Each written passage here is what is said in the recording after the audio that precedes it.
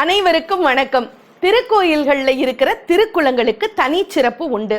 திருவாரூர்னா கமலாலயம் குளம், கும்பகோணம்னா மகாமக குளம், மதுரைனா பொற்றாமரை குளம், காளையார் கோயில்னா சிவகங்கை குளம், திருநள்ளாறுனா நலகுளம், நல தீர்த்தம். அதுல நீராடினா ரொம்பவே நல்லது. நமக்கு வாழ்க்கையில பிரச்சனை வந்துட்டே இருக்கு அப்படின்னு சொன்னா ஏழர் சனி, அஷ்டம சனி, அர்த்தாஷ்டம சனி, மங்கு சனி நடக்குதுன்னு சொல்லுவாங்க. சனி தசை நல்லா இருந்ததுன்னா பொங்கு சனி நடக்குது அப்படின்னு சொல்லுவாங்க. நமக்கு கொடுக்கறதும் சனி பகவான் தான், கெடுக்கிறதும் சனி பகவான் தான்.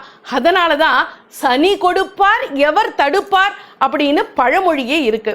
நாம திருநள்ளாறு கோயிலுக்குள்ள போகும்போது வாசப்படியை தொட்டு வணங்கிட்டு போறது ரொம்பவே நல்லது. ஏன்னா நளன் தர்பாரண்யேஸ்வரரை வணங்குறதுக்காக கோயிலுக்குள்ள போகும்போது நளனை பிடித்த சனி பகவான் வாசப்படியிலேயே நின்றுட்டாராம். எங்க உள்ள போனா சிவபெருமானோட கோபத்துக்கு ஆளாயிடுவோமோ அப்படின்னு நினைச்சு படியிலேயே நின்றுட்டாராம்.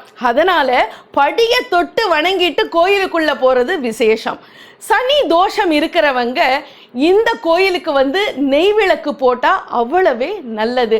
அவ்வளவு சிறப்பு வாய்ந்த இந்த திருநள்ளாறு கோயில்ல நீங்க சனீஸ்வர பகவானை வழிபடும் போது சாய்வா நின்று தான் வழிபடணுமே தவிர நேரா நின்று வழிபடக்கூடாது.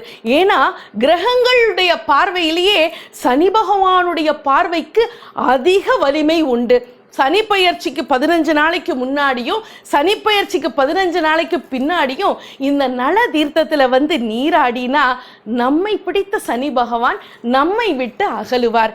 முதல் யுகத்தில் ஆதிபுரியாக, 2ஆம் யுகத்தில் தர்பாரண்யமாக, 3ஆம் யுகத்தில் விடங்கபுரமாக, 4ஆம் யுகத்தில் நளேஸ்வரமாக காட்சி தருகிறது இந்த திருநள்ளாறு.